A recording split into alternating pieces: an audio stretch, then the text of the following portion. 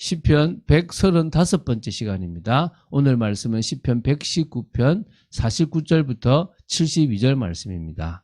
56절부터 58절 말씀까지를 합독하고 시편 119편 세 번째 시간을 가지도록 하겠습니다. 시편 119편은 많기 때문에 총 8번에 거쳐서 볼 건데 오늘은 세 번째 시간으로 보시면 됩니다. 시편 119편 56절부터 58절 말씀을 한 목소리로 합독하도록 하겠습니다. 내 소유는 이것이니 곧 주의 법도들을 지킨 것이니이다. 여호와는 나의 분깃이시니 나는 주의 말씀을 지키리라 하였나이다. 내가 전심으로 주께 간구하였사오니 주의 말씀대로 내게 은혜를 베푸소서. 아멘. 지난주에 시편 119편은 독일어역 성경에서 하나님의 말씀에 대한 찬양과 사랑 및 그 말씀의 능력과 활용에 관한 그리스도인의 황금 입문서라고 부제가 붙어 있다고 말씀드렸습니다. 그 정도로 황금 입문서가 될 정도로 이 시편 119편은 되게 중요합니다. 너무 지루해 보일 수도 있지만 계속 말씀에 대한 풍성함을 이 시인이 고백했다라고 볼 수 있습니다. 본시는 말씀의 주제를 그러니까 하나님의 말씀을 주제로 하고 있고요. 하나님의 말씀에 대한 뜨거운 열정이 잘 표출되어 있는 시이기 때문에 시편 분류상 지혜시에 속합니다. 그러나 이 본시는 지혜시로 분류되고 있지만 시편에서 사용되고 있는 거의 모든 문학적 형식이 다 들어있어요. 찬양도 있고 애가도 있고 기도와 간구도 있고요. 그리고 지혜도 있고 호소도 있고 이게 요소가 다 돼 있는 종합시라고 봐도 이렇게 무방합니다. 그래서 이 인간이 이 땅에서 경험할 수 있는 모든 희비애락을 말하고 있다는 점에서 좀 독특한 부분이 있다고 합니다. 본시의 저자가 누군지는 또 언제 지었는지는 잘 모른다 그랬습니다.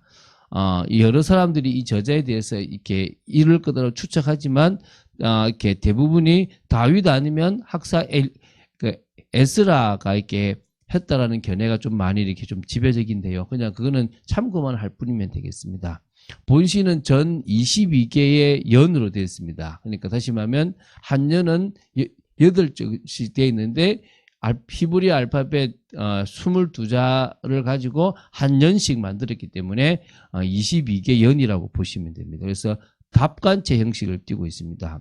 시편에는 답관체 형식의 시가 모두 9편입니다. 9편, 10편, 25편, 34편, 37편, 111편, 112편, 그리고 145편. 그러니까 요 하고 이제 오늘 119편까지 포함되어 있는 거죠. 그래서 총 9편인데요.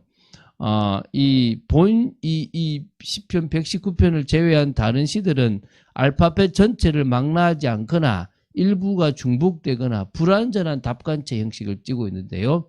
이에 반하여 이 시편 119편은요, 매우 정교한 짜임새를 보여주는 완벽한 완벽한 답관체예요. 딱 알렙부터 시작해서 8절, 이렇게 한 연 해가지고 22연을 딱 정확하게 맞춘 그런 거라고 보시면 되겠습니다. 자, 이제 오늘 볼 말씀은 시편 119편 중에서 49절부터 72절 말씀입니다. 본문은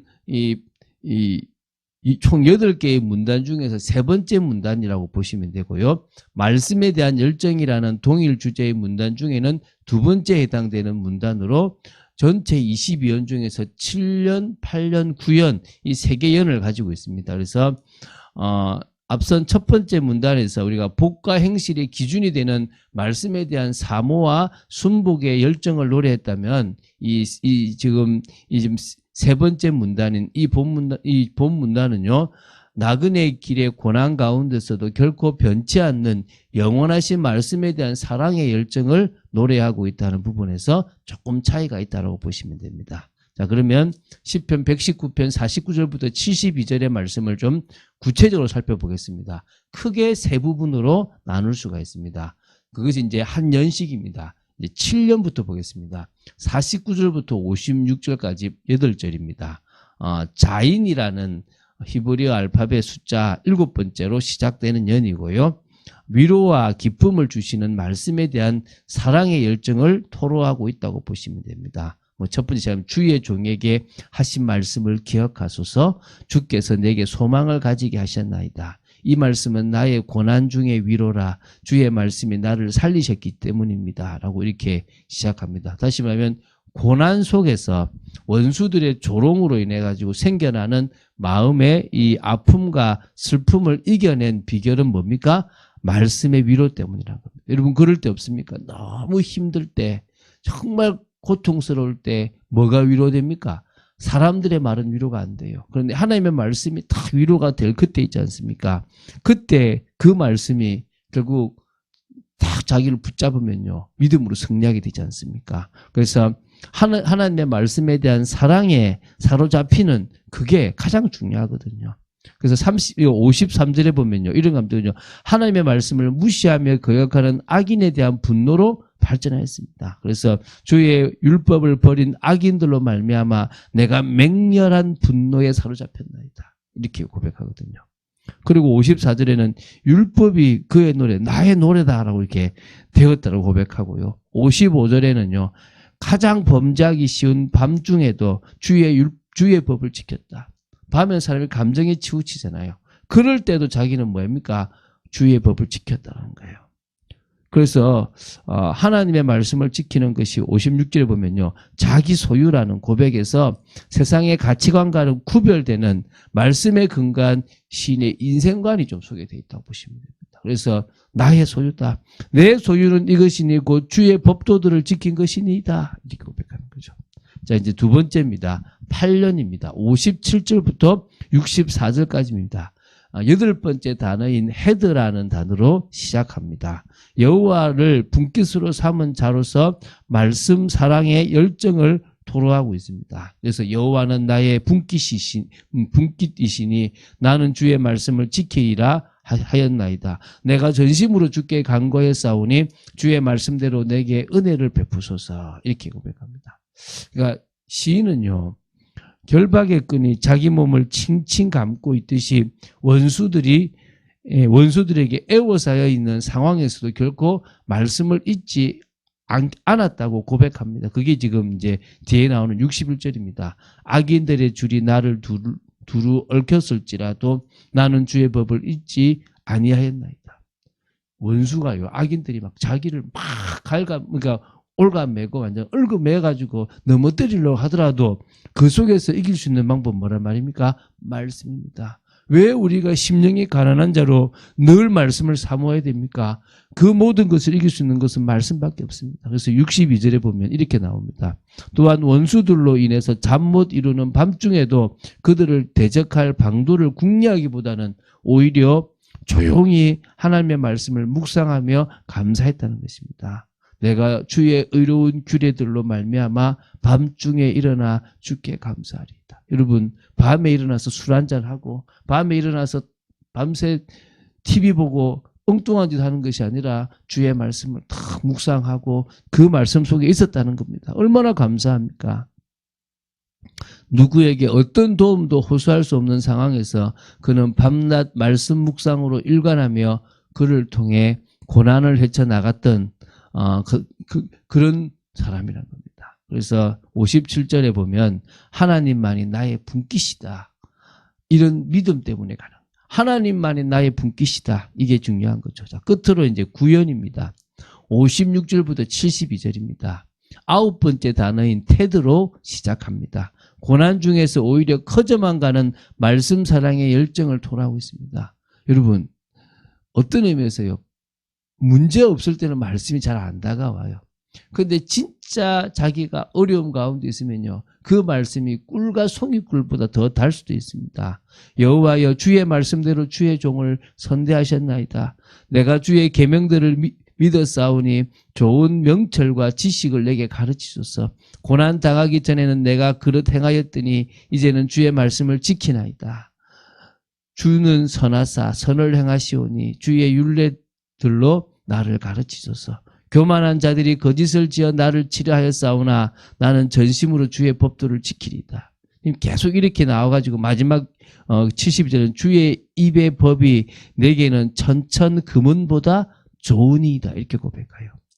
고난을 통해 얻게 된 영적 유익에 대해서 시인이 지금 감사가 된다고 지금 역설적으로 표현하고 있습니다. 고난이 오히려 인생의 크나큰 유익이라고 지금 말하고요. 고난 전에 잘못된 행실이 고난을 통해 오히려 바르게 교정이 되어졌고요. 하나님께 가까이 나아가는 계기가 되었다라고 그러게. 고난이 축복이 되었다는 거죠. 그래서 하나님의 말씀이 고난 전에는 모르겠는데 지금은 천천 금은보다 좋다라고 지금 마무리하고 있습니다. 결국은요, 모든 상황 속에서 특히 고난이나 어려운 상황 속에서 말씀에 대한 열정이 더 중요하다는 거죠. 그런 의미에서 우리는 심령이 가난한 자. 무슨 말입니까? 나는 영적으로 거지기 때문에 하나님의 은혜가 없이는 살아갈 수가 없습니다. 나는 내 힘으로 하나님 앞에 나아갈 수도 없고 뭔가를 할 수도 없기 때문에 나에게는 하나님의 은혜가 절대적으로 필요합니다. 그리고 나는 하나님의 일을 하고 또 사실은 무익한 종일 수밖에 없습니다. 그런 저 자신을 봅니다. 그런 저의 연약함을 봅니다. 그래서 매일마다 은혜의 자리로 나아가기를 원합니다. 이번 주뿐만 아니라 일평생을 은혜의 자리로 나아가는 저희들 되기 원합니다. 여러분, 우리가 새벽을 깨우는 이 시간이 어떨 때는 피곤하고 또 힘들 수도 있습니다. 그러나 여러분 지나보십시오. 가장 복된 시간입니다. 제가 지금까지 세워질 수 있었던 것이 말씀과 늘 함께 했기 때문이라고 저는 믿습니다. 여러분이 그런 축복을 사실적으로 누리게 되기를 주 예수 그리스도 이름으로 축원드립니다. 주는 그리스도시요 살아계신 하나님의 아들이심을 고백합니다. 목회자로서 또 성도로서 늘 말씀을 가까이 하며 그 말씀을 주야로 묵상하며 또 힘들 때 더 고난 속에 주의 말씀이 천천 금은보다 더 낫다는 고백이 되어지는 저희들 되게 하여 주시고, 그래서 오히려 믿음으로 승리하는 저희들의 삶이 되어지기를 간절히 소원합니다. 저희들을 붙들어 주시옵소서. 저희들이 늘 심령이 가난한 자로 하나님 앞에 서기를 간절히 소원합니다. 주 예수 그리스도 이름으로 기도드립니다. 아멘.